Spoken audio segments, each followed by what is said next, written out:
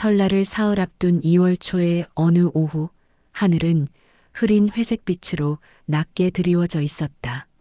거리의 상점들은 명절 특수를 노리며 붉은 장식과 황금빛 복주머니로 단장했지만 78세의 이정순에게 그 화려함은 눈에 들어오지 않았다.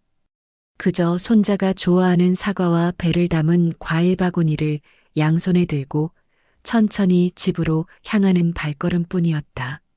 무릎 수술을 한 지 1년이 지났지만 겨울바람이 불 때면 여전히 관절 깊숙한 곳에서 둔탁한 통증이 올라왔다. 정수는 한 걸음 한 걸음을 조심스럽게 내디디며 아파트 단지 입구를 지나 자신이 사는 2층 건물 앞에 다다랐다. 현관문 앞에서 열쇠를 꺼내려던 순간 안쪽에서 며느리 다희의 목소리가 새어나왔다. 네, 사돈 어머님. 이번 설에도 저희가 잘 챙겨드릴게요. 어머님 댁은 손님도 많으시잖아요. 다희의 목소리는 밝고 경쾌했다. 전화기 너머로 웃음소리까지 들렸다. 우리 시댁 쪽은요, 어머님 혼자 계시니까 형편상 조금만 드리려고요. 아시잖아요. 요즘 경기가. 정순의 손이 열쇠를 쥔 채 공중에서 멈췄다. 심장이 한 박자 늦게 뛰는 것 같았다. 며느리의 말은 계속 이어졌다. 네네, 걱정 마세요. 제가 다 알아서 할게요. 우리 엄마한테는 100만 원, 시어머님한테는 30만 원 정도면 되겠죠? 정수는 현관문을 열지 못했다. 과일 바구니를 든 팔이 점점 무거워졌다. 귀에서는 이명이 울렸다. 100만 원과 30만 원. 그 숫자의 차이가 얼마나 큰지 며느리는 알고 있을까? 아니, 알고 있기에 그렇게 태연하게 말할 수 있는 것이리라. 한참을 그렇게 서 있다가 정수는 조용히 계단을 내려와 아파트 단지 벤치에 앉았다. 2월의 차가운 바람이 목덜미를 파고들었지만 그보다 더 차가운 것은 가슴 한가운데를 얼어붙게 만드는 배신감이었다. 저녁 때가 되어서야 정수는 집에 들어갔다. 다희는 환한 미소로 과일 바구니를 받아들며 말했다. 어머님 고생하셨어요. 제가 깨끗이 씻어서 냉장고에 넣어 놓을게요. 그래라. 정순의 목소리는 평소보다 낮았다. 다희는 눈치채지 못한 채 부엌으로 들어갔다. 정수는 거실 소파에 앉아 텔레비전을 켰다. 화면에서는 명절 특집 드라마가 흘러나왔지만 한 글자도 귀에 들어오지 않았다. 밤이 깊어지고 다희가 돌아간 후 정수는 우편함을 확인하러 나갔다. 몇 장의 광고 전단지 사이로 흰 봉투 하나가 끼어 있었다. 병원에서 온 진료비 정산서였다. 정수는 봉투를 뜯어 내용물을 꺼냈다. 정산서와 함께 예상하지 못한 서류 한 장이 더 들어 있었다. 장기요양비 자동이체 변경 안내. 정수는 안경을 고쳐 쓰고 서류를 자세히 들여다보았다. 보호자 지정이 며느리 윤다희로 변경되었다는 내용이었다. 그리고 그 아래 본인 동의 서명란에는 정순의 도장이 선명하게 찍혀 있었다. 이게 무슨...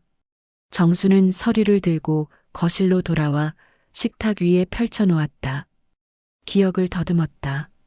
몇 달 전 병원 진료를 마치고 나오는 길에 다희가 서류 몇 장을 꺼내 보이며 말했다. 어머님, 보험 서류예요. 여기 도장만 찍어주시면 돼요. 그때 정수는 별 생각 없이 도장을 찍었다. 딸처럼 믿었던 며느리가 건네는 서류였으니까. 안경을 쓰지 않은 채로 서류의 내용을 자세히 확인하지 않은 채로 정수는 떨리는 손으로 서랍을 열어 통장을 꺼냈다. 은행 거래 내역을 천천히 훑어 내려갔다. 그리고 그곳에서 매달 빠져나가는 낯선 금액들을 발견했다. 요양비 정산 마이너스 25만 원, 생활관리 수당 마이너스 15만 원, 의료기관 납부 마이너스 30만 원. 항목은 그럴듯했지만 정수는 그런 돈을 쓴 기억이 없었다. 아니, 정확히는 그렇게 큰 금액이 매달 나간다는 사실조차 몰랐다. 통장 관리는 며느리가 도와준다며 카드와 비밀번호를 맡긴 지 2년이 넘었다. 정수는 계산기를 꺼내 숫자를 더했다. 한 달에 70만 원, 1년이면 840만 원, 2년이면 손가락이 떨려 계산기 버튼을 잘못 눌렀다.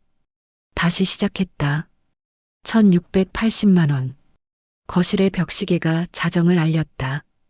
똑딱똑딱 초침 소리만이 고요한 방 안을 채웠다. 정수는 서류와 통장을 가슴에 꼭 안았다. 눈물이 나올 것 같았지만 눈물은 나오지 않았다. 그저 가슴 깊은 곳에서 무언가가 조용히 부서지는 소리만 들렸다. 다음 날 아침 정수는 평소와 같은 시간에 일어나 커피를 끓였다. 설 명절이 이틀 앞으로 다가왔다. 다이가 점심 무렵 방문하기로 한 날이었다. 오후 1시 초인종이 울렸다. 어머님, 저예요. 다이의 목소리는 여전히 밝고 경쾌했다. 정수는 문을 열어주었다. 다이는 커다란 쇼핑백 2개를 들고 있었다. 어머님, 명절 선물이요. 한우도 사왔어요. 고맙구나.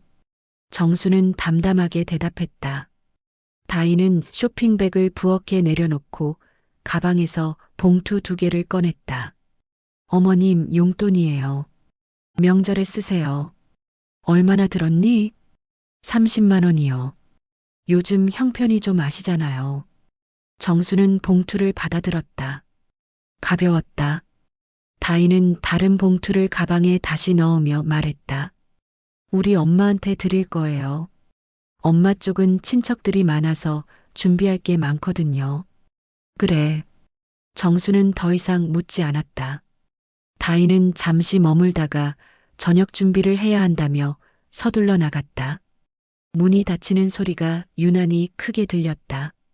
정수는 소파에 앉아 봉투를 내려다보았다. 30만 원과 100만 원. 시어머니와 친정어머니. 같은 명절인데 다른 무게. 그 차이가 무엇을 의미하는지 정수는 이제 명확히 알 수 있었다. 그날 밤 정수는 책상 서랍에서 오래된 공책 한 권을 꺼냈다. 예전에 식당 장부로 쓰던 것이었다. 첫 페이지를 펼치고 날짜를 적었다. 그리고 그 아래 은행 거래 내역을 하나하나 옮겨 적기 시작했다. 요양비 정산 마이너스 25만 원. 생활관리 수당 마이너스 15만 원. 의료기관 납부 마이너스 30만 원. 항목별로, 날짜별로, 금액별로. 정순의 손글씨는 떨렸지만 숫자 하나하나는 정확했다. 평생 장부를 다뤄온 사람의 손이었다. 시계는 새벽 2시를 가리켰다. 정수는 안경을 벗고 눈을 감았다. 머릿속에서 숫자들이 춤을 췄다. 그리고 그 숫자들 사이로 며느리의 환한 미소가 어른거렸다. 설날 아침 정순의 집은 고요했다. 아들과 며느리, 손자는 친정 쪽 제사를 먼저 지내러 갔다. 오후에나 들를 거라는 전화만 짧게 왔다. 정수는 혼자 소박한 떡국을 끓였다. 김이 모락모락 피어오르는 국그릇을 식탁에 놓고 젓가락을 들었다. 삼킬 때마다 목구멍이 아팠다. 음식 때문이 아니었다. 오후 3시 아들 가족이 도착했다. 손자는 할머니 새해 복 많이 받으세요 하며 큰절을 올렸다. 정수는 준비해둔 세뱃돈을 손자에게 건넸다. 5만 원짜리 지폐 2장이 든 봉투였다. 할머니 감사합니다. 손자의 눈이 반짝였다. 정수는 아이의 머리를 쓰다듬었다. 이 아이는 아무것도 모른다. 어른들의 계산과 배신을, 명절 용돈에 담긴 차별을. 다이가 부엌에서 음식을 꺼내며 말했다. 어머님, 우리 엄마 댁 다녀왔어요. 친척들이 정말 많아서 정신없었어요. 그랬구나. 엄마가 어머님께 안부 전하래요. 다음에 같이 식사하자고요. 응. 짧은 대답만 돌아오자 다희는 잠시 이상하다는 표정을 지었다. 하지만 곧 다시 밝은 얼굴로 돌아섰다. 명절 오후는 그렇게 지나갔다. 아들은 텔레비전 앞에 앉았고 손자는 게임기를 들고 방으로 들어갔다. 다희는 설거지를 하며 가끔 시어머니를 힐끗 쳐다보았다. 뭔가 다른 기운이 느껴졌지만 무엇인지 정확히 알 수 없었다. 저녁 무렵 가족들이 돌아간 후 정수는 다시 공책을 펼쳤다. 그리고 다음 계획을 적기 시작했다. 1. 병원 방문 마이너스 요양비 내역 확인. 2. 은행 방문 마이너스 거래 내역 출력. 3. 복지사 상담 마이너스 위임장 문제. 정수는 한 줄 한 줄 천천히 적었다. 글씨는 떨렸지만 의지는 단단했다. 명절 연휴가 끝난 다음 주 월요일, 정수는 병원을 찾았다. 정형외과가 아닌 1층에 있는 사회복지과였다. 어르신, 무슨 일로 오셨어요? 젊은 여자 복지사가 밝게 웃으며 물었다. 요양비 좀 확인하고 싶어서요. 아, 네. 성함이랑 생년월일 말씀해 주세요. 정수는 신분증을 꺼내 보였다. 복지사는 컴퓨터를 두드리며 화면을 확인했다. 이정순 어르신이시죠? 보호자 지정이 변경되셨네요. 네. 작년 10월에 며느님으로 보호자가 바뀌셨어요. 위임장에 어르신 도장이 있고요. 위임장이요? 네, 여기요. 복지사는 화면을 돌려 보여주었다. 스캔된 서류 속에는 정순의 이름과 도장, 그리고 며느리 윤다희의 서명이 나란히 있었다. 그럼 요양비는 제 통장에서 나가는 거예요? 네, 맞아요. 매달 자동이체로요. 근데 어르신, 혹시 모르고 계셨어요? 정수는 대답하지 않았다. 복지사의 얼굴이 조금씩 딱딱하게 굳어갔다. 어르신, 혹시 문제가 있으시면 상담을 받아보시는 게 내역서를 출력해 줄 수 있나요? 지난 2년치. 네, 가능해요. 잠시만 기다리세요. 몇 분 후 정수는 두꺼운 서류 봉투를 손에 들고 병원을 나왔다. 2월의 바람은 여전히 차가웠지만 정순의 발걸음은 단단했다. 다음 날 정수는 은행을 찾았다. 창구 직원에게 통장을 건네며 말했다. 거래 내역을 2년치 출력해 주세요. 자동이체 항목도 따로요. 네, 고객님. 시간이 좀 걸릴 수 있어요. 괜찮아요. 기다릴게요. 정수는 대기 의자에 앉아 번호표를 손에 쥐었다. 은행 로비는 한산했다. 창밖으로는 겨울 햇살이 차갑게 내리쬐고 있었다. 30분 후 정수는 출력된 서류들을 받아들었다. 어사 용지로 무려 40여 장이 넘었다. 하나하나 펼쳐 확인했다. 매달 같은 날짜, 같은 금액, 같은 항목, 그리고 수취인 계좌번호. 정수는 그 계좌번호 끝자리를 공책에 적었다. 그리고 집으로 돌아와 예전에 받았던 사돈 최미자의 돌잔치 청첩장을 뒤졌다. 청첩장 뒷면에는 축의금 계좌번호가 적혀 있었다. 끝자리가 일치했다. 정순의 손이 떨렸다. 요양비라는 명목으로 빠져나간 돈이 며느리를 거쳐 사돈에게로 흘러갔다는 증거였다. 그날 밤 정수는 잠을 이루지 못했다. 천장을 바라보며 지난 시간들을 떠올렸다. 명절마다 다희가 보여준 차별 형편이 어려워서라는 말, 그리고 사돈에게는 후하게 대하던 태도, 모든 퍼즐 조각이 맞춰지기 시작했다. 다음 주 정수는 법률구조공단 상담 창구를 찾았다. 70대 노인이 혼자 법률 상담을 받으러 오는 일이 흔치 않았는지 상담사는 조심스럽게 물었다. 어르신, 어떤 일로 오셨어요? 위임장 철회 방법을 알고 싶어요. 그리고 부당하게 빠져나간 돈을 돌려받을 수 있는지도요. 정수는 준비해온 서류들을 책상 위에 펼쳐놓았다. 병원 요양비 내역서, 은행거래 명세서, 위임장 사본, 그리고 계좌번호 대조 메모. 상담사는 서류를 하나하나 확인하며 표정이 어두워졌다. 어르신, 이건 명백한 재산 침해예요. 성년 후 견제도를 신청하실 수도 있고 형사고소도 가능해요. 어떻게 해야 하나요? 먼저 위임 철회 신청을 하시고 계좌 지급 정지를 걸어야 해요. 그리고 부당이득 반환 청구 소송을 준비하시면 돼요. 시간이 얼마나 걸리나요? 보통 몇 개월에서 1년 정도요. 하지만 증거가 명확하시니까 유리하게 진행될 거예요. 정수는 상담사가 건네는 서류들을 받아들었다. 위임 철회 신청서, 계좌 지급 정지 신청서, 부당이득 반환 청구 안내문. 두꺼운 서류 뭉치가 손에 묵직하게 느껴졌다. 상담을 마치고 나오는 길, 정수는 공중전화 부스 앞에 멈춰섰다. 동전을 넣고 며느리의 번호를 눌렀다. 신호음이 3번 울린 후 다희의 목소리가 들렸다. 네, 어머님? 다희야, 이번 주 토요일에 집에 올 수 있니? 할 얘기가 있어서. 무슨 일이세요? 어디 아프신 거 아니에요? 아니야. 그냥 가족들이랑 같이 밥 먹고 싶어서. 아, 네. 알겠어요. 토요일에 갈게요. 전화를 끊고 정수는 깊게 숨을 내쉬었다. 이제 시작이었다. 토요일이 오기 전 정수는 마지막 준비를 했다. 모든 서류를 항목별로 정리하고 각각 투명 파일에 넣어 순서대로 배열했다. 그리고 작은 녹음기 하나를 샀다. 전자제품 가게 주인이 사용법을 친절히 알려주었다. 어르신, 여기 빨간 버튼 누르면 녹음되고 여기 누르면 재생돼요. 고맙습니다. 정수는 녹음기를 가방에 넣었다.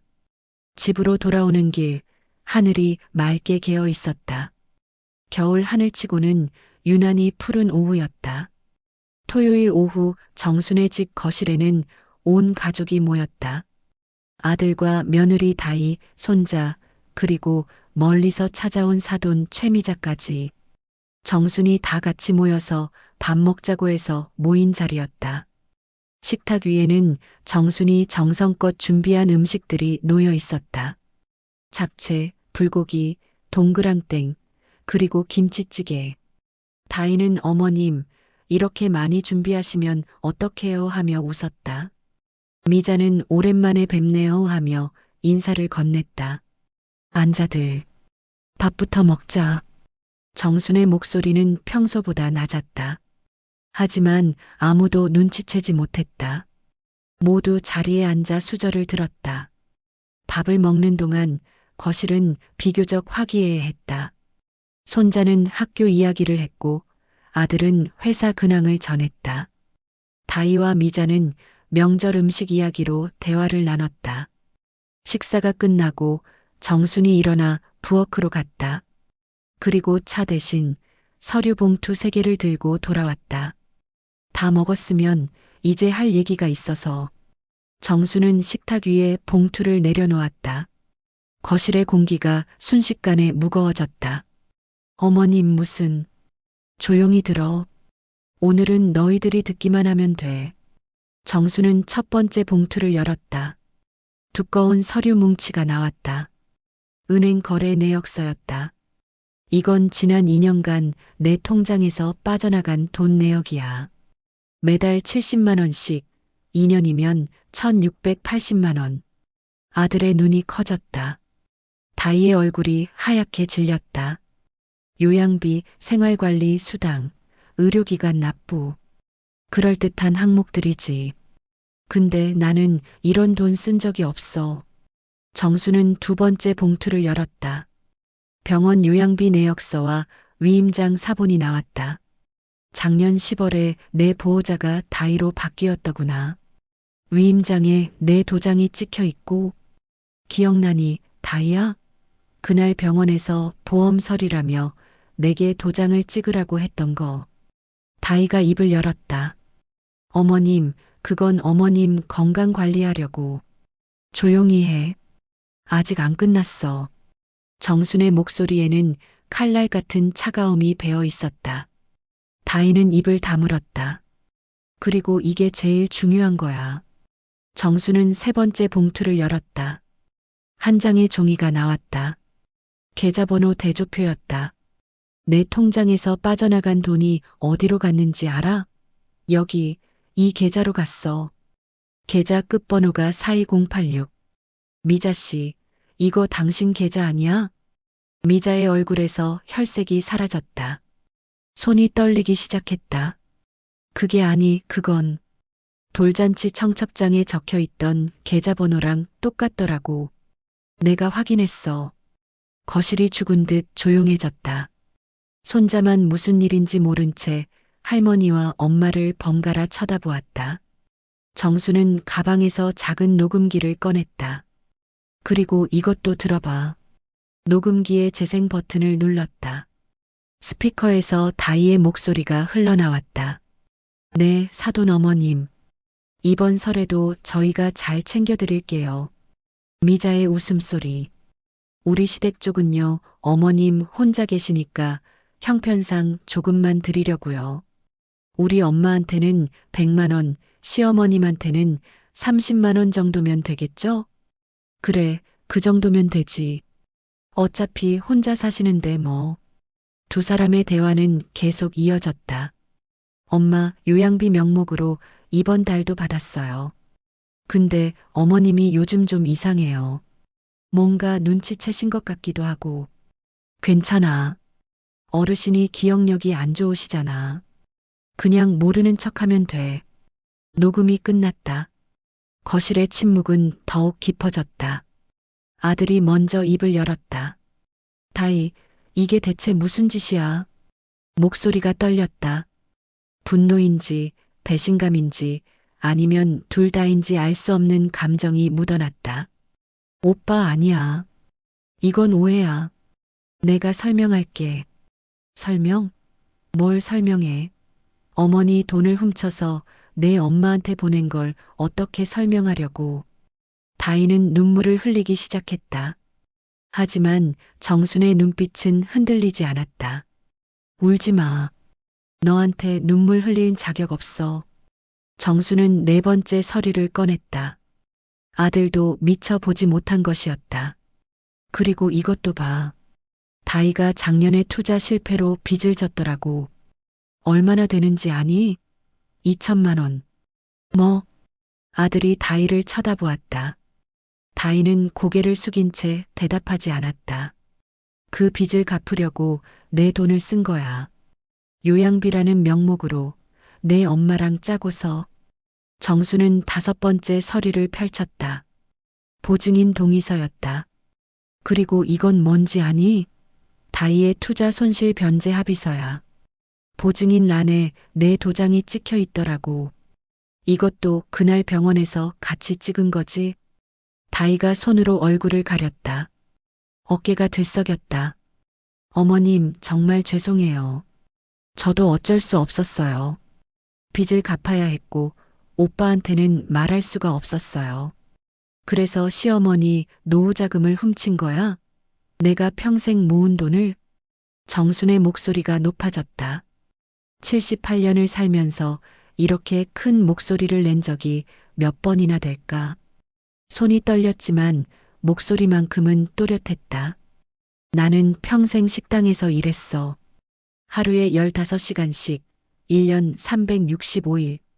너희 아버지 학교 보내고, 시부모님 병원비 대고, 남편 간병하고. 그렇게 모은 돈이야. 정순의 눈에 처음으로 눈물이 맺혔다. 명절 때마다 너희 엄마한테는 100만 원, 나한테는 30만 원. 그게 뭐였니? 체면? 아니면 나를 무시한 거였어? 미자가 손을 내밀었다. 정순 씨, 오해해요. 우리가 그런 뜻이. 손 치워요. 당신하고 할 말 없어요. 정수는 자리에서 일어났다. 그리고 마지막 봉투를 테이블 위에 던졌다. 이게 뭔지 알아? 위임 철회 신청서, 계좌 지급 정지 신청서, 부당이득 반환 청구 고소장, 사문서 위조 및 업무 상배임 고소 접수증. 다 제출했어. 어제. 다희의 얼굴이 창백해졌다. 그리고 성년후견제도 신청도 했어. 앞으로는 내 돈을 아무도 함부로 못 건드려. 어머님, 제발이요. 한 번만 용서해 주세요. 다시는 안 그럴게요. 용서? 2년 동안 1680만 원을 훔쳐가면서 한 번도 미안하다는 말 안 했잖아. 명절 때마다 나를 차별하면서 한 번도 미안해하지 않았잖아. 정수는 손자를 바라보았다. 아이는 겁에 질린 얼굴로 할머니를 쳐다보고 있었다. 미안하다, 우리 손자. 할머니가 무서운 모습 보여줘서. 근데 할머니는 이제 더 이상 당하고만 살 수 없어. 손자가 작은 목소리로 물었다. 할머니, 우리 이제 어떻게 돼요? 괜찮아. 할머니는 괜찮아. 너는 착하게 자라거라. 정수는 현관으로 걸어갔다. 오늘 모임은 여기까지야. 다들 돌아가. 나는 이제 혼자 있고 싶어. 어머니. 아들이 다가왔지만 정수는 손을 들어 막았다. 너도 가. 내 아내하고 할 얘기 많을 거 아니야. 어머니, 저는 정말 몰랐어요. 이런 일이 있는 줄. 알아. 내 잘못은 아니야. 근데 지금은 혼자 있고 싶어. 가족들은 하나둘 현관으로 향했다. 다희는 고개를 숙인 채 신발을 신었다. 미자는 한 번도 정순을 쳐다보지 못했다. 아들은 어머니를 걱정스럽게 바라보다가 결국 문을 나섰다. 문이 닫혔다. 정수는 거실 소파에 주저앉았다. 온몸에 힘이 빠져나가는 것 같았다. 식탁 위에는 먹다 남은 음식들이 그대로 놓여 있었다. 잡채, 불고기, 동그랑땡. 정성껏 만든 음식들이었다. 정수는 서류들을 다시 봉투에 넣었다. 손이 떨렸다. 이제야 무서움이 몰려왔다. 며느리를 고소했다는 사실이, 가족 앞에서 모든 것을 폭로했다는 사실이. 하지만 후회는 없었다. 잘했어, 정순아. 잘했어. 혼잣말이 작게 흘러나왔다. 창밖으로는 저녁 노을이 붉게 물들고 있었다. 그날 이후 사흘 동안 정순의 전화기는 울리지 않았다. 문자 메시지도 방문도 없었다. 집안은 고요했다. 나흘째 되는 날 아들에게서 전화가 왔다. 어머니, 저예요. 응. 어머니, 죄송해요. 제가 잘 못 챙겼어요. 내 잘못 아니라니까. 다희랑 많이 싸웠어요. 이혼 이야기까지 나왔어요. 정수는 한참 침묵했다. 그건 너희 둘이 결정할 일이야. 나는 이제 상관없어. 어머니. 근데 하나만 약속해. 손자는 잘 키워라. 이 일은 그 아이 잘못이 아니니까. 네, 어머니. 꼭 그럴게요. 전화를 끊고 정수는 창밖을 바라보았다. 3월이 되면서 날씨가 조금씩 풀리고 있었다. 얼어붙었던 땅이 녹기 시작했다. 한 달 후 법원에서 연락이 왔다. 조정 기일이 잡혔다는 통보였다. 조정실은 생각보다 작았다. 정순과 아들, 다희와 미자, 그리고 조정위원이 테이블을 사이에 두고 마주 앉았다. 조정위원이 서류를 펼치며 말했다. 양측 주장과 증거를 검토한 결과 피신청인 측의 부당이득이 명확하다고 판단됩니다. 위임장 역시 신청인의 온전한 동의 없이 작성된 것으로 보이고요. 다희는 고개를 숙인 채 아무 말도 하지 않았다. 조정안을 제시하겠습니다. 피신청인들은 지난 2년간 부당하게 취득한 금액 1680만 원 전액을 신청인에게 반환하고 위임 및 정산 구조는 모두 무효로 합니다. 추가로 신청인의 성년 의견 개시 심판 청구를 지지하며 향후 재산 관리에 대한 보호자 지정을 재조정합니다. 그리고 조정위원이 다희를 쳐다보았다. 사문서 위조 및 업무상 배임 혐의에 대해서는 피해자가 처벌을 원하지 않는다는 합의서를 제출하시면 기소유예 처분이 가능합니다. 정수는 잠시 생각했다. 며느리를 감옥에 보내고 싶은 마음도 있었다. 하지만 손자 생각이 떠올랐다. 합의해 주겠습니다. 대신 한 가지 조건이 있어요. 말씀하세요. 앞으로 명절이든 제사든 저를 경제적으로 의지하려 하지 마세요. 저도 이제 제 노후만 챙기며 살겠습니다. 다이가 고개를 들었다. 눈가가 붉게 부어 있었다. 어머님, 정말 죄송해요. 제가 너무 잘못했어요. 미안하다는 말은 이제 안 들어도 돼요. 그냥 돈이나 돌려주세요. 조정은 2시간 만에 끝났다. 정수는 조정 결과서를 받아들고 법원을 나섰다. 3월의 햇살이 따스했다. 그날부터 정수는 새로운 삶을 준비했다. 먼저 작은 원룸을 알아보기 시작했다. 아들이 어머니, 왜 이사를 하시려고요? 하고 물었지만 정순의 결심은 확고했다. 나 혼자 살기 편한 곳이 필요해. 한 달 후 정수는 역 근처의 작은 원룸으로 이사했다. 방 하나, 부엌 하나, 화장실 하나. 그것으로 충분했다. 이사한 첫날 밤 정수는 새로 산 전기포트로 차를 끓였다. 김이 모락모락 피어올랐다.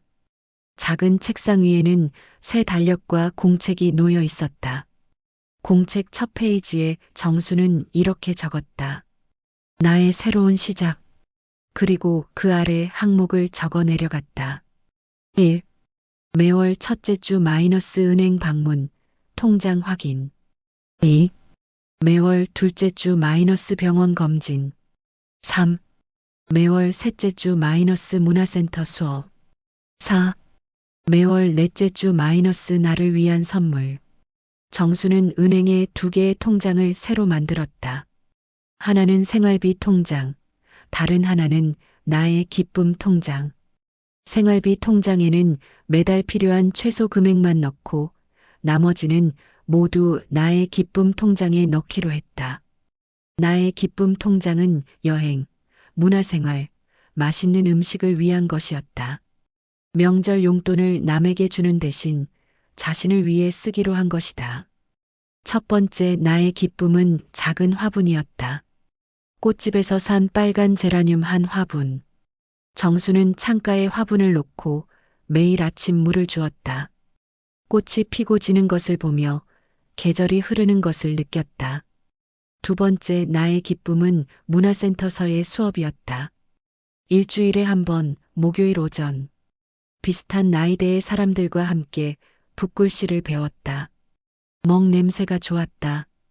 흰 종이 위에 검은 글씨가 써지는 모습을 보면 마음이 차분해졌다.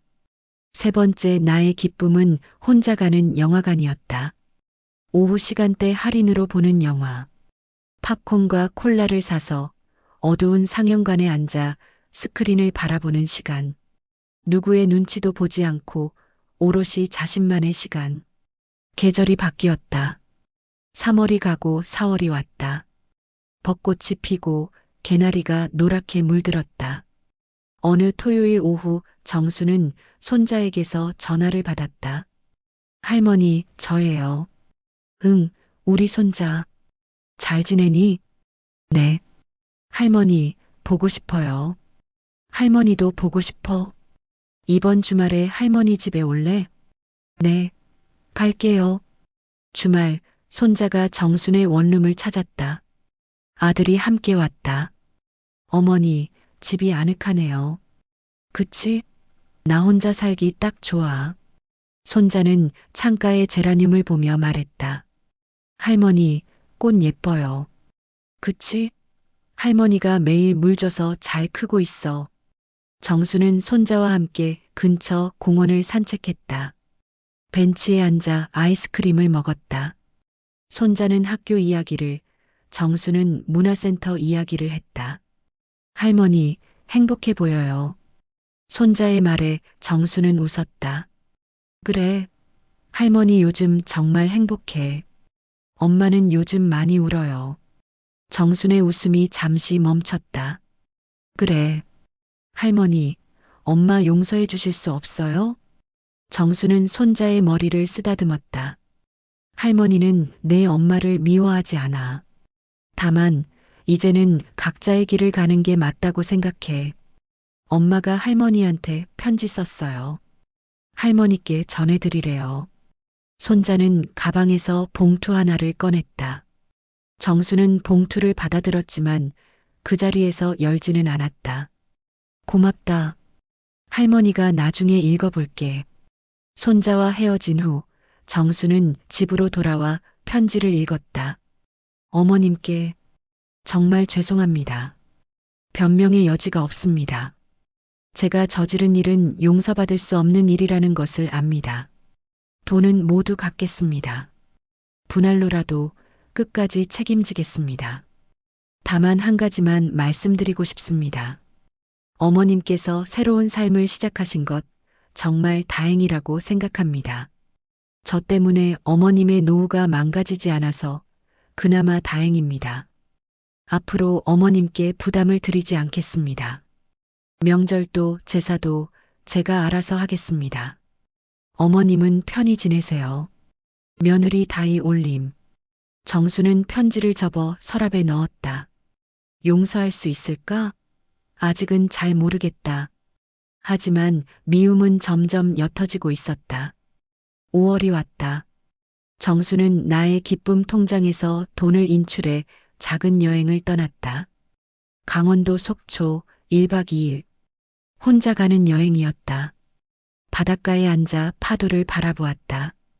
파도는 끊임없이 밀려왔다가 다시 빠져나갔다. 밀려오고 빠져나가는 것을 반복하면서도 바다는 여전히 그 자리에 있었다. 정수는 생각했다. 자신의 인생도 그런 것이 아닐까? 밀려오는 아픔과 배신, 그리고 빠져나가는 시간. 그 사이에서 자신은 여전히 여기, 이 자리에 서 있다. 숙소로 돌아와 정수는 공책을 펼쳤다. 그리고 이렇게 적었다. 5월 15일. 속초 여행. 바다가 참 아름답다. 파도 소리를 들으며 생각했다. 나는 이제 괜찮다. 상처는 아직 남아있지만 더 이상 그 상처가 나를 지배하지 않는다. 며느리를 용서할 수 있을까? 아직은 모르겠다. 하지만 미움으로 내 남은 인생을 채우고 싶지는 않다. 나는 이제 나를 위해 산다. 명절 용돈을 남에게 주는 대신 나를 위해 쓴다. 체면을 지키는 대신 내 행복을 지킨다. 이것이 내가 선택한 복수다. 누군가를 벌주는 것이 아니라 나를 회복시키는 것. 공책을 덮고 정수는 창밖을 바라보았다. 동해의 밤바다는 검푸른 빛으로 일렁이고 있었다. 먼 곳에서 등대 불빛이 깜빡였다. 6월이 왔다. 정수는 매월 첫째 주 월요일마다 은행을 방문했다. 통장과 카드 명세서를 직접 출력하고 한 줄 한 줄 확인했다. 숫자를 손가락으로 짚어가며 천천히 읽었다. 더 이상 누구도 정순의 돈을 함부로 건드릴 수 없었다. 위임장은 철회되었고 성년후견인은 법원이 지정한 전문가로 바뀌었다. 그리고 정순 자신이 매달 직접 확인했다. 문화센터서의 수업에서 정순은 이런 글귀를 썼다. 노익장. 늙을수록 더 강해진다. 선생님이 정순의 글씨를 보며 칭찬했다. 이정순 학생, 글씨에 힘이 실렸네요. 처음보다 훨씬 좋아졌어요. 감사합니다. 정수는 그 글귀를 액자에 넣어 집에 걸었다. 아침마다 그 글귀를 보며 하루를 시작했다. 7월 어느 날 다이에게서 문자가 왔다. 어머님, 이번 달분 송금했습니다. 확인 부탁드립니다.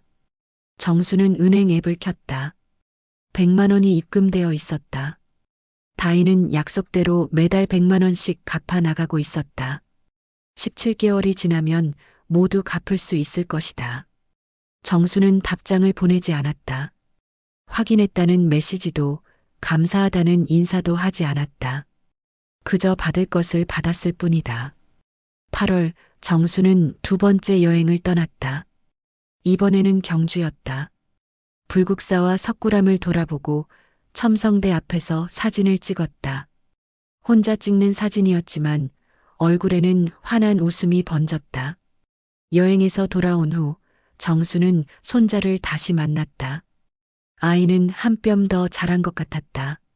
할머니, 방학 숙제로 내가 존경하는 사람 글쓰기를 해야 해요. 할머니에 대해 써도 돼요? 할머니를? 왜? 할머니가 제일 멋있거든요. 힘든 일이 있어도 씩씩하게 이겨내시잖아요. 정순의 눈가에 눈물이 맺혔다. 그래, 써라. 할머니 영광이다. 할머니, 할머니의 용기는 어디서 나와요? 정수는 잠시 생각했다. 할머니의 용기는 나 자신을 사랑하는 마음에서 나온단다. 나를 소중히 여기니까 나를 함부로 대하는 사람을 그냥 둘 수 없었어. 손자는 고개를 끄덕이며 공책에 열심히 받아 적었다. 9월이 왔다. 추석이 다가오고 있었다. 작년 설날에 시작된 이 모든 일들이 이제 7개월이 지났다. 아들에게서 전화가 왔다. 어머니, 추석에 저희 집에서 같이 지내시는 게 어때요? 아니다. 나는 여기서 편히 지낼게. 어머니, 괜찮아. 나 혼자서도 잘 지낸다. 너희끼리 편히 새거라. 그래도 다희한테 전해라. 추석 용돈은 필요 없다고. 나는 이제 내 돈으로 내가 쓰고 싶은 것을 산다고. 전화를 끊고 정수는 달력을 바라보았다. 추석 연휴 기간에 빨간색 동그라미를 쳤다. 그리고 그 옆에 작게 적었다. 나만의 추석. 추석 당일 정수는 아침 일찍 일어나 작은 제사상을 차렸다. 남편과 시부모님을 위한 소박한 상이었다. 과일 몇 알, 나물 몇 가지, 그리고 송편. 여보, 시아버님, 시어머님. 제가 이제야 저를 돌보는 법을 배웠어요. 늦었지만 그래도 배웠어요. 혼잣말처럼 중얼거리며 정수는 절을 올렸다. 제사를 마치고 정수는 근처 식당에서 혼자 점심을 먹었다. 갈비찜 정식. 비싼 메뉴였지만 망설이지 않고 주문했다. 나의 기쁨 통장이 있으니까. 식당 창밖으로 가족 단위 손님들이 지나갔다. 아이들이 뛰어놀고 부모들이 웃으며 이야기를 나눴다. 예전 같았으면 부러웠을 것이다. 외로웠을 것이다. 하지만 지금은 달랐다. 정수는 갈비찜을 한 점 집어 입에 넣었다. 부드럽고 달콤했다. 혼자 먹는 밥이지만 맛있었다. 누구의 눈치도 보지 않고 천천히 씹으며 음미할 수 있었다. 식사를 마치고 정수는 영화관으로 향했다. 추석 특선 영화. 코미디 영화였다. 상영관 안에는 생각보다 사람이 많았다. 정순처럼 혼자 온 사람들도 제법 있었다. 영화가 시작되고 정수는 한참을 웃었다. 배가 아플 정도로 웃었다. 언제 이렇게 크게 웃어본 게 얼마만인지. 영화가 끝나고 밖으로 나왔을 때 저녁 노을이 하늘을 붉게 물들이고 있었다. 정수는 벤치에 앉아 그 노을을 바라보았다. 핸드폰이 울렸다. 손자였다. 할머니, 추석 잘 보내고 계세요? 응, 할머니 아주 잘 지내고 있어. 할머니 보고 싶어요. 내일 할머니 집에 가도 돼요? 저 혼자요. 그래, 와라. 할머니가 맛있는 거 사놓을게. 할머니 사랑해요. 할머니도 사랑한다. 우리 손자. 전화를 끊고 정수는 미소 지었다. 가족을 잃은 것은 아니었다. 다만 관계의 방식이 바뀐 것뿐이었다. 의무와 체면이 아닌 진심과 선택으로 만나는 관계. 10월이 왔다. 단풍이 물들기 시작했다. 정수는 나의 기쁨 통장을 확인했다. 여행을 다녀오고 영화를 보고 맛있는 음식을 먹었지만 여전히 잔액이 제법 남아 있었다. 이번에는 뭘 할까? 정수는 문화센터 게시판을 둘러보았다. 그림 수업, 노래 수업, 요가 수업 여러 강좌가 눈에 들어왔다. 그 중에서 정수는 인생 이야기 쓰기 강좌를 선택했다. 제 인생을 한번 써보고 싶어요. 강사는 환하게 웃으며 말했다. 좋은 선택이세요. 어르신의 이야기를 들려주세요. 첫 수업 시간 강사는 이렇게 물었다. 인생에서 가장 중요한 전환점이 있었다면 언제였나요? 정수는 잠시 생각했다. 결혼? 출산? 남편의 죽음? 아니었다. 작년 설날이었어요. 무슨 일이 있으셨나요? 제가 배신을 당했어요. 그리고 그 배신을 통해 저를 찾았어요. 정수는 천천히 이야기를 풀어놓기 시작했다.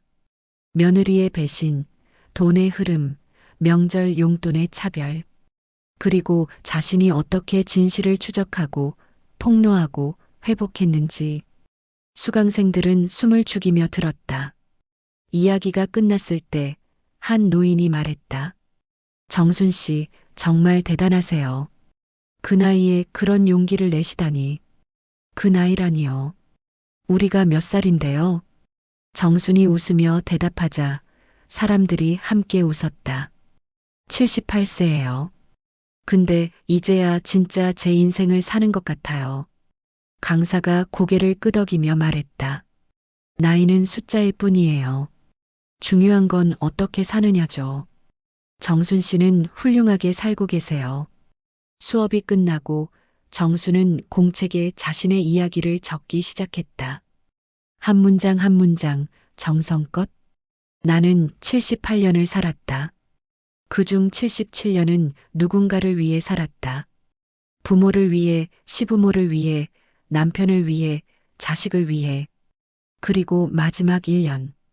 이 1년은 나를 위해 살았다. 늦었지만 후회하지 않는다.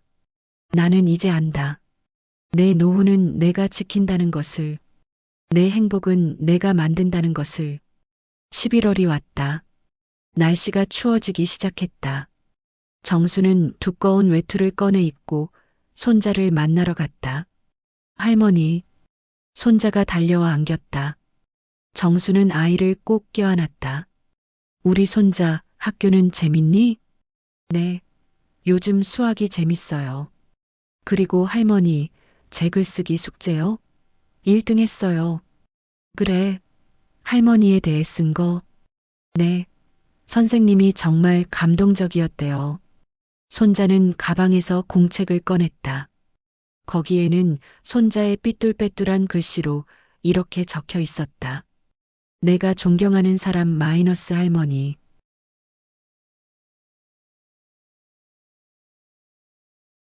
우리 할머니는 78살이에요. 할머니는 평생 식당에서 일하셨어요.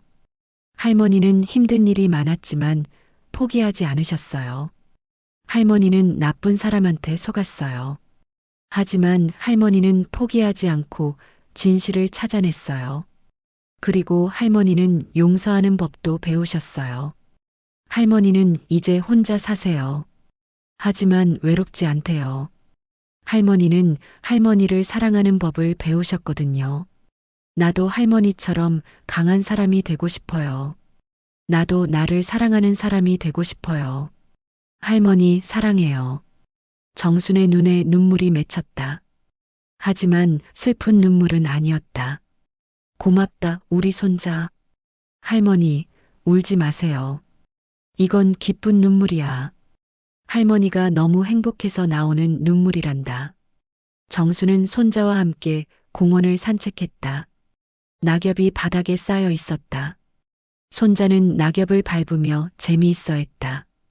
바스락바스락 경쾌한 소리가 났다. 할머니, 저 엄마랑 아빠가 다시 잘 지내고 있어요. 그래, 다행이다. 엄마가 요즘 열심히 일하세요. 할머니께 빚 갚으려고요. 그래, 할머니, 엄마가 많이 반성했어요. 정말이에요.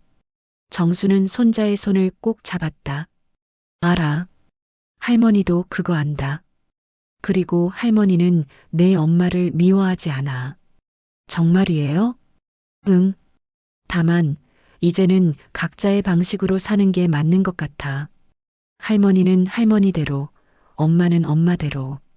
12월이 왔다. 1년의 마지막 달이었다. 정수는 공책을 펼쳐 1년을 돌아보았다. 작년 2월, 그 차가운 겨울날의 배신. 3월, 진실을 추적하던 고통스러운 시간. 4월, 폭로의 순간. 5월부터 지금까지 조금씩 회복하고 재건해온 시간. 정수는 새 페이지를 펼쳐 이렇게 적었다. 1년 결산. 잃은 것 며느리에 대한 믿음, 편안한 가족관계, 안정감. 얻은 건 나 자신에 대한 존중, 진정한 자유, 행복을 선택할 권리. 결론 얻은 것이 더 크다. 정수는 펜을 내려놓고 창밖을 바라보았다. 12월의 하늘은 맑았다. 차갑지만 청명했다. 나는 이겼다. 작은 목소리로 중얼거렸다. 복수는 누군가를 벌주는 것이 아니었다. 복수는 빼앗긴 것을 되찾는 것이었다. 돈을 되찾고 존엄을 되찾고 무엇보다 자신을 되찾는 것. 그것이 진정한 복수였다. 크리스마스 이브, 정수는 혼자 작은 케이크를 샀다. 초를 하나 꽂고 불을 붙였다. 나 자신에게 생일 축하해. 78년 만에 처음으로 자신을 위한 케이크였다. 초를 불어 끄고 케이크를 한 입 베어 물었다. 달콤했다. 그날 밤 정수는 공책 마지막 페이지에 이렇게 적었다. 새해 계획. 1. 제주도 여행 가기. 2. 그림 수업 듣기. 3. 친구 만들기. 4. 매일 나를 칭찬하기. 5. 행복하게 살기. 공책을 덮고 정수는 잠자리에 들었다. 창밖으로 첫눈이 내리기 시작했다. 하얀 눈송이가 조용히 쌓였다. 정수는 눈을 감았다. 내일이 기다려졌다. 새해가 기다려졌다. 앞으로의 모든 날들이 기다려졌다.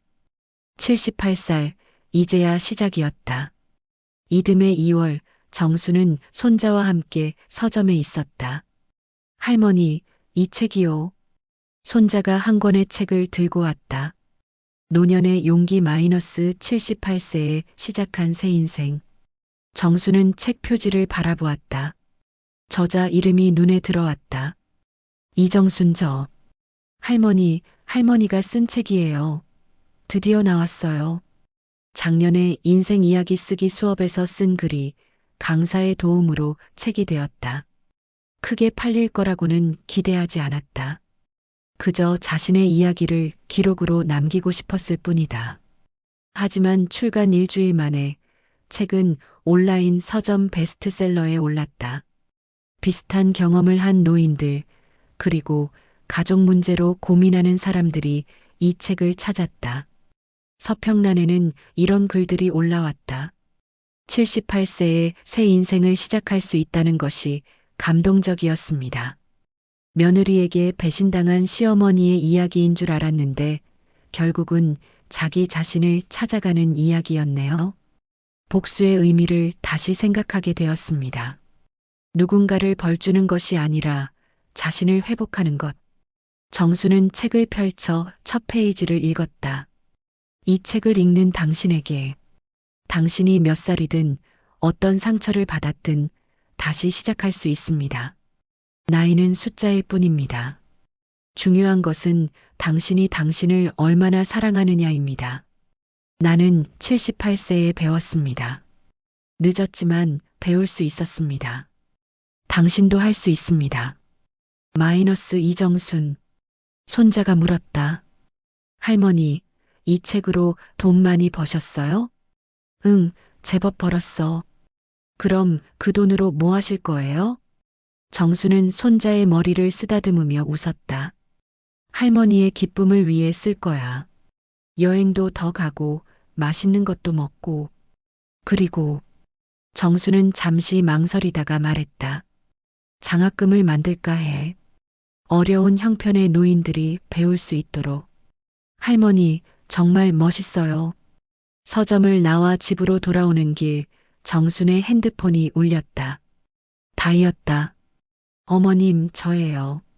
응, 어머님, 책 정말 감동적이었어요.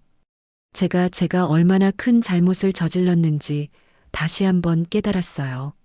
그래. 그리고 어머님, 빚 다 갚았어요. 오늘 마지막 입금했어요. 정수는 은행 앱을 확인했다. 정말로 마지막 100만 원이 입금되어 있었다. 17개월 정확히 약속을 지켰다. 확인했어. 어머님, 제가 앞으로 다이아. 정순이 조용히 불렀다. 응? 고생했어. 빚 갚느라. 전화 너머로 흐느끼는 소리가 들렸다. 어머님, 나는 내가 변하기를 바라지 않아. 다만 내가 너 자신을 속이지 않고 살기를 바랄 뿐이야. 그리고 우리 손자 잘 키워라. 네, 어머님. 꼭 그럴게요. 감사합니다. 전화를 끊고 정수는 깊게 숨을 내쉬었다. 가슴 한편이 조금 가벼워진 것 같았다. 용서인가? 아직 잘 모르겠다. 하지만 적어도 미움은 이제 거의 사라졌다. 3월이 왔다. 정수는 약속대로 제주도로 여행을 떠났다. 이번에는 혼자가 아니었다. 문화센터에서 만난 친구 셋과 함께였다. 비슷한 나이대의 여자들, 각자의 사연을 가진 사람들, 정순의 책을 읽고 용기를 얻었다는 사람들. 정순 씨 덕분에 저도 제 인생을 되찾았어요. 한 친구가 말했다. 나도 남편한테 배신당했었거든요. 근데 참고 살았어요. 정순 씨 책 읽고 이제는 안 되겠다 싶어서 이혼했어요. 잘했어요. 참고 사는 게 능사가 아니에요. 4명의 노인은 제주 바닷가를 걸으며 이야기를 나눴다. 인생에 대해, 후회에 대해, 그리고 앞으로에 대해. 우리 나이가 뭐예요? 아직 20년은 더 살 수 있어요. 맞아요. 건강하게만 있으면 30년도 가능하죠. 그럼 우리 함께 늙어가요. 서로 의지하면서. 4명은 손을 꼭 잡았다. 파도가 밀려왔다 빠져나갔다. 하늘은 푸르고 바람은 따뜻했다. 정수는 생각했다. 나는 혼자가 아니다. 가족이 없어도 외롭지 않다. 진심으로 통하는 친구들이 있으니까. 4월, 정수는 장학재단 설립 절차를 시작했다. 노익장 장학회. 60세 이상의 노인들이 배움을 이어갈 수 있도록 돕는 장학회였다. 얼마나 기부하실 건가요? 재단 담당자가 물었다. 2천만 원으로 시작할게요. 그리고 앞으로 책 인세의 절반을 계속 기부할게요. 정말 대단하십니다. 아니에요. 제가 받은 것을 나누는 거예요. 5월 첫 장학생이 선발되었다. 72세의 할머니였다. 평생 배우지 못하고 살다가 이제야 한글을 배우고 싶다는 사람이었다. 정수는 그 할머니를 만났다. 고맙습니다. 덕분에 제 이름을 쓸 수 있게 되었어요. 할머니가 종이에 삐뚤빼뚤 자기 이름을 썼다. 정수는 그 글씨를 보며 눈시울이 붉어졌다. 아니에요. 제가 더 고마워요. 당신이 배우겠다는 용기를 내주셔서. 6월, 정수는 손자의 졸업식에 참석했다. 초등학교 졸업. 아이는 훌쩍 커 있었다. 할머니, 제가 졸업 답사 대표예요. 그래, 우리 손자 대단한데? 손자는 단상에 올라 마이크를 잡았다. 저는 우리 할머니께 이 졸업장을 바치고 싶습니다. 할머니는 저에게 용기가 무엇인지 가르쳐 주셨습니다. 할머니, 감사합니다. 객석에서 박수가 터졌다. 정수는 눈물을 닦았다. 이번에도 기쁜 눈물이었다. 7월 정순의 책이 10만 부를 돌파했다. 출판사에서 기념 파티를 열었다. 이정순 작가님 축하드립니다. 많은 사람이 정순을 축하했다. 독자들도 찾아왔다. 선생님 책 읽고 용기 얻었어요. 저도 이제 제 인생을 살고 있어요. 선생님이 영웅이에요. 정수는 그들 하나하나와 악수를 나눴다. 영웅은 아니에요. 저는 그냥 제 인생을 되찾은 평범한 노인일 뿐이에요. 8월 정수는 방송 출연 제의를 받았다. 유명한 토크쇼였다. 출연하시겠어요? 매니저가 물었다. 책이 유명해지면서 정순에게는 매니저까지 생겼다. 해야 할까요? 선생님 이야기가 더 많은 사람에게 전해질 수 있어요. 정수는 고민하다가 수락했다. 방송 당일 스튜디오는 생각보다 밝았다. 사회자가 환하게 웃으며 맞았다. 이정순 작가님, 어서 오세요. 감사합니다. 인터뷰가 시작되었다. 작가님, 78세에 새 인생을 시작하셨다고요? 네. 늦었지만 시작했어요.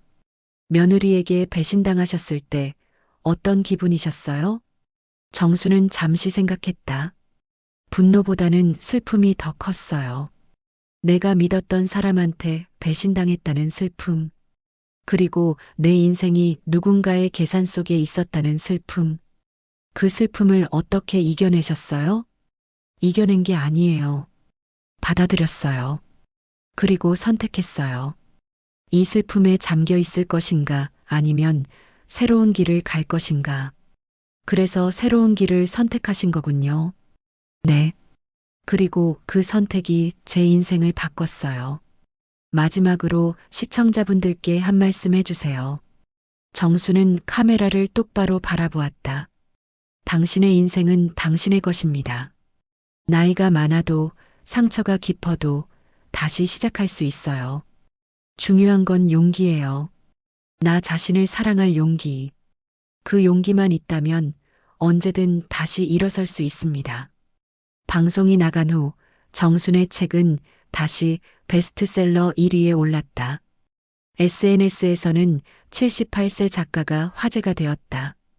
9월 추석이 다시 왔다. 정수는 이번에도 혼자 명절을 보냈다. 하지만 외롭지 않았다. 문화센터 친구들과 함께 식사를 하고 오후에는 손자를 만났다.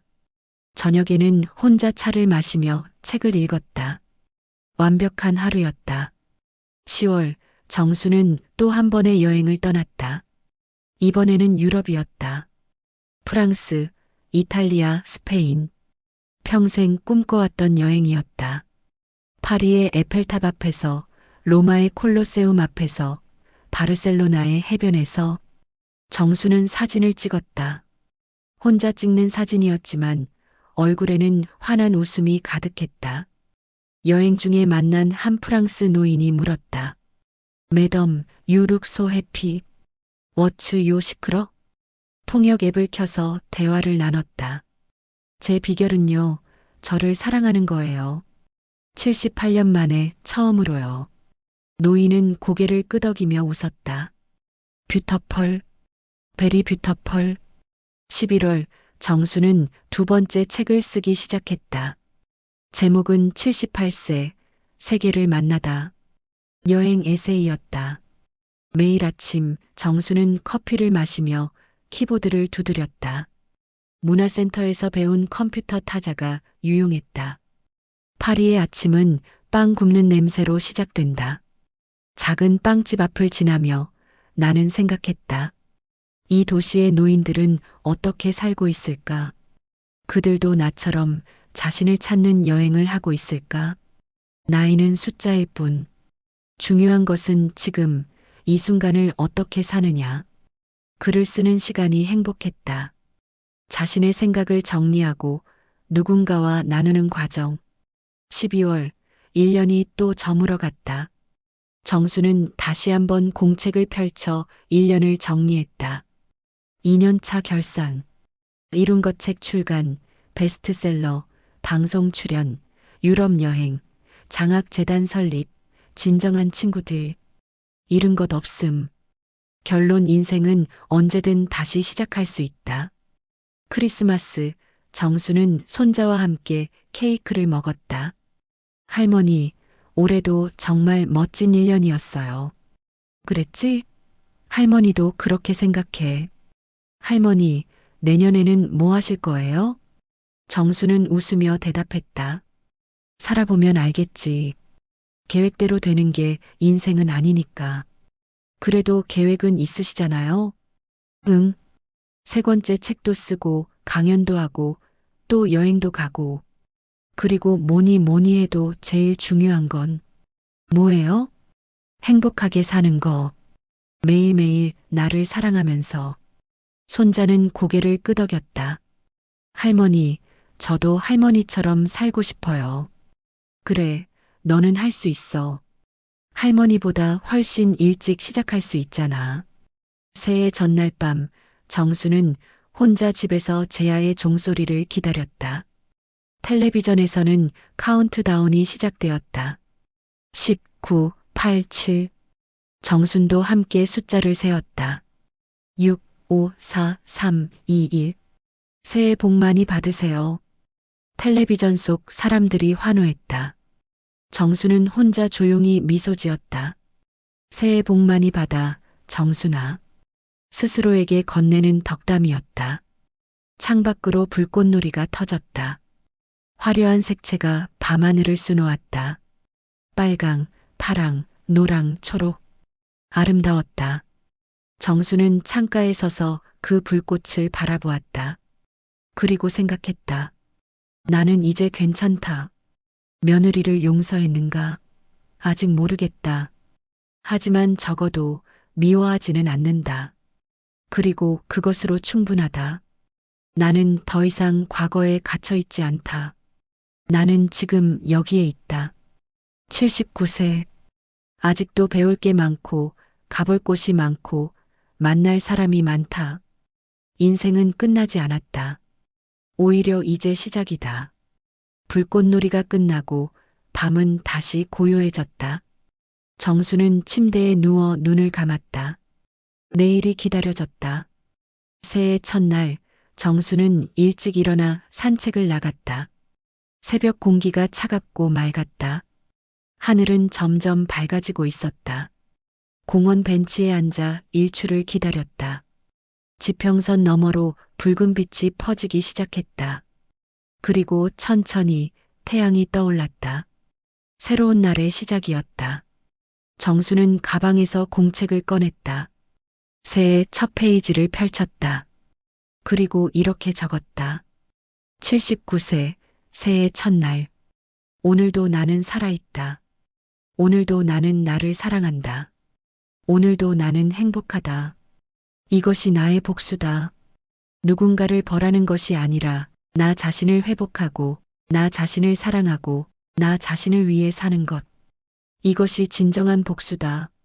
명절마다 용돈으로 나를 차별했던 그들에게, 내 노후 자금을 훔쳐갔던 그들에게, 나의 선의를 계산서에 올렸던 그들에게 나는 이렇게 말한다. 나는 이겼다. 당신들이 빼앗으려 했던 나의 존엄을, 나의 노후를, 나의 행복을 모두 되찾았다. 그리고 이제 나는 더 이상 당신들에게 관심이 없다. 나는 이제 나만의 길을 간다. 79년을 살았고 앞으로도 계속 살 것이다. 나답게, 행복하게, 당당하게. 정수는 펜을 내려놓고 해를 바라보았다. 태양은 이제 완전히 떠올라 세상을 밝히고 있었다. 따뜻했다. 정수는 공책을 가슴에 안고 일어섰다. 그리고 천천히 걸어가기 시작했다. 앞으로, 미래로, 자신만의 새로운 길로. 발걸음은 느렸지만 확고했다. 무릎은 여전히 가끔 아팠지만 그것이 정순을 멈추게 할 수는 없었다. 공원을 지나며 정수는 같은 시간에 산책 나온 노인들과 인사를 나눴다. 새해 복 많이 받으세요. 당신도요. 서로 모르는 사람들이지만 새해 아침의 인사는 따뜻했다. 집으로 돌아와 정수는 아침을 준비했다. 토스트 2장과 달걀 프라이, 그리고 따뜻한 커피. 간단하지만 정성스러운 식사였다. 식탁에 앉아 천천히 식사를 했다. 텔레비전도 켜지 않고 핸드폰도 보지 않고 그저 음식의 맛에 집중했다. 토스트의 바삭함, 달걀의 부드러움, 커피의 쌉싸름함. 모든 것이 완벽했다. 식사를 마치고 정수는 설거지를 했다. 따뜻한 물에 그릇을 씻으며 창밖을 바라보았다. 거리에는 사람들이 하나둘 나타나기 시작했다. 새해 첫날의 아침이 시작되고 있었다. 설거지를 끝내고 정수는 책상에 앉아 노트북을 켰다. 두 번째 책의 원고를 이어 써야 했다. 키보드를 두드리는 소리가 고요한 방 안에 울렸다. 딸깍딸깍 규칙적이고 차분한 리듬. 글을 쓰면서 정수는 행복했다. 자신의 생각과 경험이 문장이 되고 그 문장들이 누군가에게 힘이 될 수 있다는 것. 그것이 정순에게는 가장 큰 기쁨이었다. 오후가 되어 정수는 문화센터로 향했다. 새해 첫 수업이 있는 날이었다. 서예 수업. 이정순 선생님, 새해 복 많이 받으세요. 수강생들이 반갑게 인사했다. 정순도 환하게 웃으며 답했다. 모두 새해 복 많이 받으세요. 그날의 주제는 희망이었다. 정수는 붓을 들어 종이 위에 천천히 글자를 썼다. 희, 바랄 희, 망, 바랄망. 두 글자 모두 바라다는 뜻을 담고 있었다. 희망이란 결국 바람이었다. 더 나은 내일을, 더 행복한 순간을. 정순의 붓끝에서 먹물이 종이에 스며들었다. 글자가 완성되었다. 선생님이 정순의 작품을 보며 말했다. 정순 선생님, 글씨에서 힘이 느껴지네요. 올해도 좋은 일만 가득하실 것 같아요. 감사합니다. 선생님도요. 수업이 끝나고 정수는 카페에 들렀다. 따뜻한 차 한 잔을 주문하고 창가 자리에 앉았다. 창밖으로는 사람들이 오가고 있었다. 연인들, 가족들, 친구들. 모두 각자의 새해를 맞이하고 있었다. 정수는 차를 한 모금 마시며 생각했다. 저 사람들도 각자의 이야기가 있겠지. 행복한 사람도, 힘든 사람도. 누군가는 새해를 희망으로 맞이하고 누군가는 두려움으로 맞이할 것이다. 나는 어떤가? 희망이다. 확실한 희망이다. 왜냐하면 나는 알고 있으니까. 인생은 언제든 바뀔 수 있다는 것을. 78세에도 새로운 시작이 가능하다는 것을. 그리고 무엇보다 나 자신을 사랑할 때 모든 것이 가능하다는 것을. 차를 다 마시고 정수는 집으로 돌아왔다. 저녁을 준비하고 홀로 식사를 했다. 그리고 일찍 잠자리에 들었다. 내일도 새로운 하루가 기다리고 있었다. 침대에 누워 정수는 천장을 바라보았다. 어둠 속에서도 희미하게 보이는 천장. 그 천장을 보며 정수는 마지막으로 혼잣말을 했다. 정수나 잘했어. 정말 잘했어. 앞으로도 잘할 거야. 눈을 감았다. 평온이 찾아왔다. 79세의 첫날이 저물고 두 번째 날이 시작되려 하고 있었다. 정순의 인생은 계속되었다. 복수는 끝났다. 아니, 어쩌면 복수는 끝나지 않을 것이다. 왜냐하면 진정한 복수란 한순간의 폭로나 응징이 아니라 매일매일을 행복하게 사는 것이니까. 누군가가 빼앗으려 했던 존엄과 행복을 매일 되찾고 매일 누리는 것이니까. 그것이 이정순의 복수였다. 피눈물 나게 하지만 아름답게 완성된 복수. 밤은 깊었고 세상은 고요했다. 작은 원룸 안에서 79세의 노인은 평화롭게 잠들어 있었다. 그의 얼굴에는 잔잔한 미소가 떠올라 있었다. 내일을 기다리는 희망의 미소였다.